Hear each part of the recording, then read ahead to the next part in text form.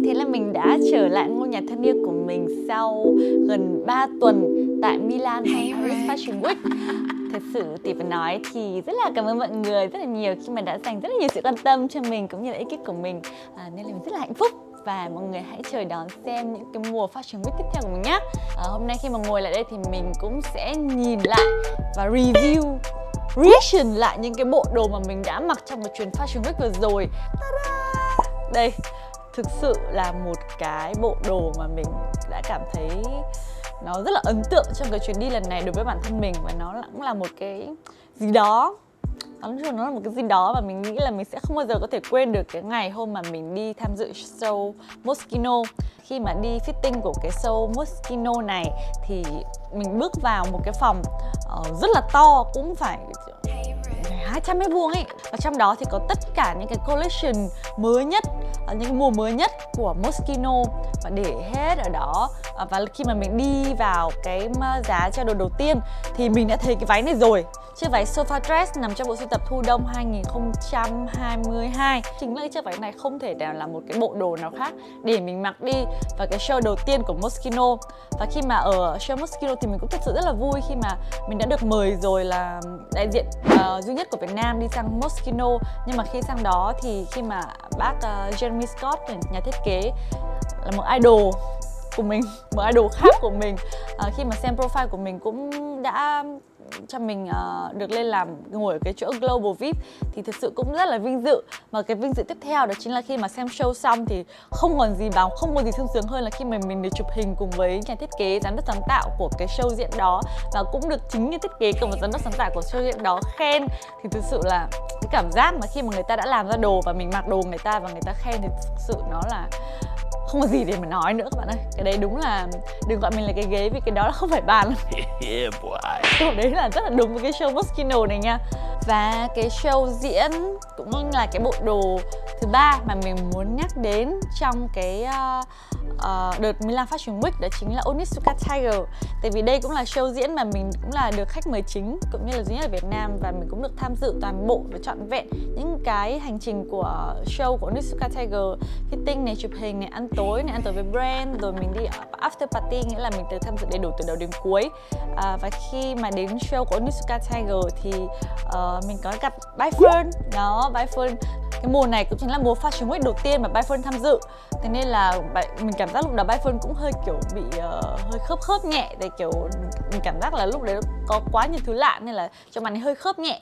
Nhưng mà đến cái hôm sau, hôm mà đi ăn dinner thì mỗi một cái bàn của các KOL các nước cũng sẽ được xếp riêng, cũng luôn có bàn luôn, cũng có luôn bàn của bên Hàn Quốc là có anh Yukgam là bên GOT7, nhưng mà bàn của mình, bàn Việt Nam thì được xếp chung với cái bàn của Thái Lan, là mình ngồi chung với cả Bai Fern luôn, cùng với cả quản lý của Bai Fern. Thực sự thế là phải thật luôn các bạn, là hôm đấy cái bàn Việt Nam, bàn Thái Lan là bàn vui nhất, nhậu từ đầu đến cuối, cười nói là muốn sảng luôn. Xong lúc sau là các bàn khác thấy bàn này kiểu quá là cười rồi, không hiểu bọn này nó cười gì mà cười thế. Thế là các bàn khác cũng đi ra. Thế xong bắt đầu bọn mình nghĩ ra một cái trò là dạy dạy cheers bằng các nước khác nhau, gọi là giao lưu văn hóa các nước Đông Nam Á, các nước châu Á đấy. Thì tất cả các nước đều dạy, đều vô bằng một cái tiếng của từng cái nước của mình. Và đến nước của mình, đến nước của Việt Nam, đến cái lượt mình, tiếng của mình quá là ấn tượng đi các bạn. 1, 2, 3 yo là mình phải quay clip liền. 2, 3, 3 yo. Ok. 1, 2, 3 yo.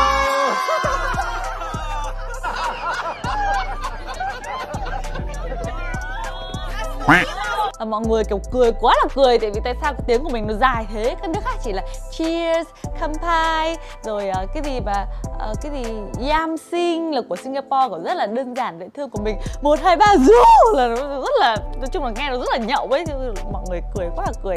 Thế tự nhiên cái clip đấy mình up lên, mình cũng up chỉ vui vui thôi, tự nhiên nó quá là viral đi. Nói chung ngày đó cũng là một cái ngày mà mình rất là đáng nhớ.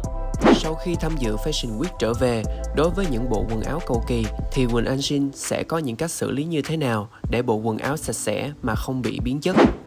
Thực sự thì cái vấn đề này hồi trước nó cũng rất là một cái vấn đề nan giải. Tại vì mình có những cái món đồ mà nó to này, nhiều khi nó khùng khoằm người, nó rất là quằn quại.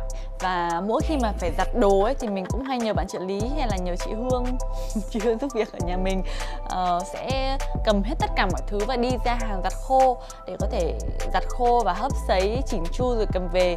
Nhưng mà nhiều lúc khi mà quá nhiều đồ như vậy thì nó cũng hơi mất thời gian này, cũng như là nó cũng hơi bất tiện khi mà mình phải mang đi mang lại, phải mang những cái đó đi, nó rất là kiểu nhiều và to ấy, mà nói chung là mất thời gian.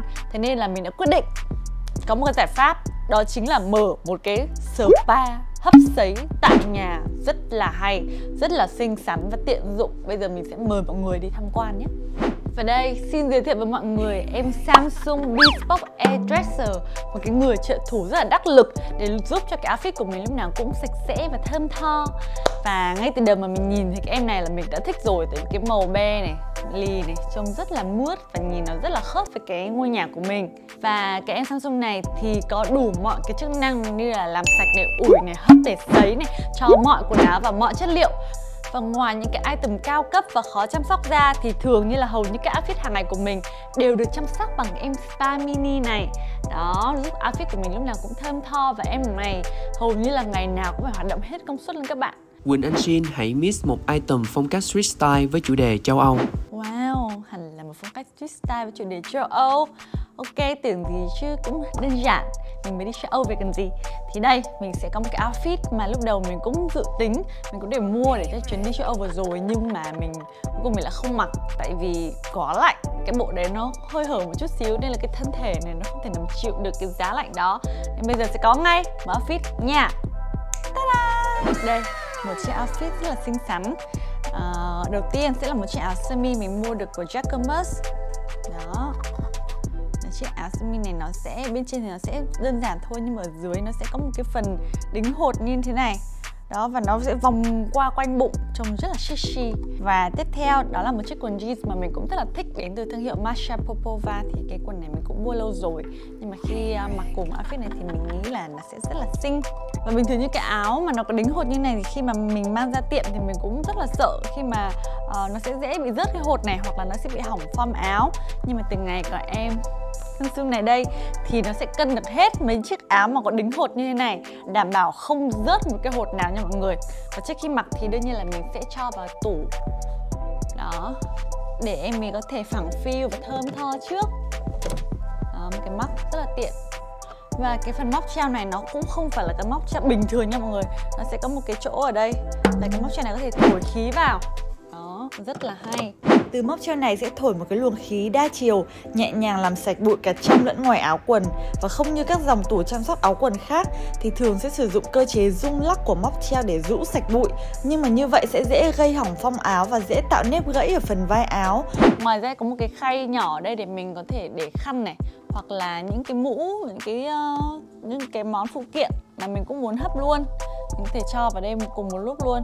Và dưới này sẽ có một cái khay là Fresh Finish, thì mình mở ra, một là mình có thể cho những cái giấy thơm vào đây để cho quần áo mình thơm hơn, và hoặc là mình muốn có một cái mùi hương riêng biệt thì mình có thể xịt cái nước hoa yêu thích của mình vào đây. Đó, thì lúc sau mở ra là quần áo thơm phức. Còn dưới này sẽ là hai cái khay đựng nước, rất là dễ thôi.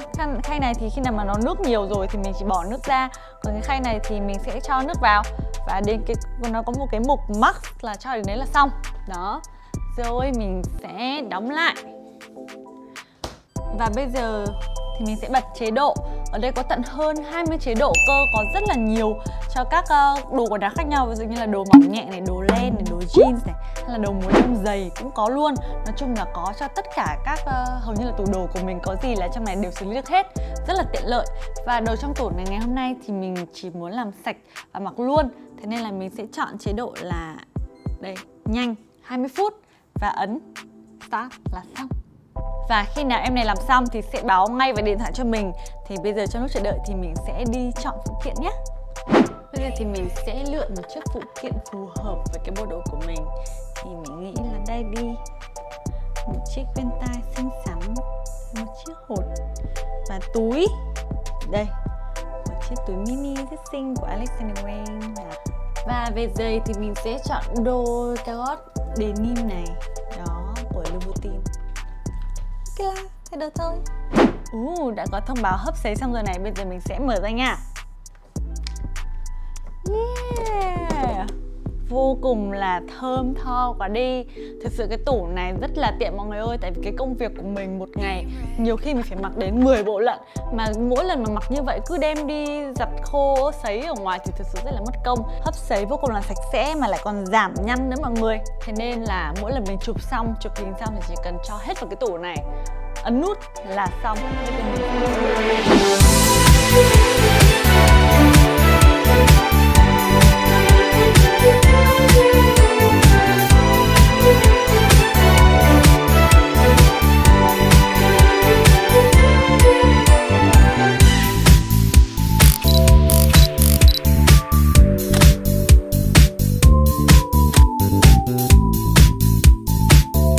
Ta-da! Vậy là mình đã biến hình xong. Đây mọi người thấy outfit của mình sao ạ? Đã đủ chiến chưa ạ? Nói chung là một Fashion Week năm nay cũng gọi là cảm ơn mọi người lần nữa rất là nhiều đã ủng hộ mình nhiệt tình. Và hẹn là Fashion Week năm sau mình lại chiến tiếp nha. Mọi người tiếp tục hãy ủng hộ mình nha. Yên tâm là sẽ không để mọi người thất vọng đâu. Đó, và cảm ơn mọi người đã xem hết tập phim ngày hôm nay. Và hẹn gặp lại mọi người trong những tập phim tiếp theo.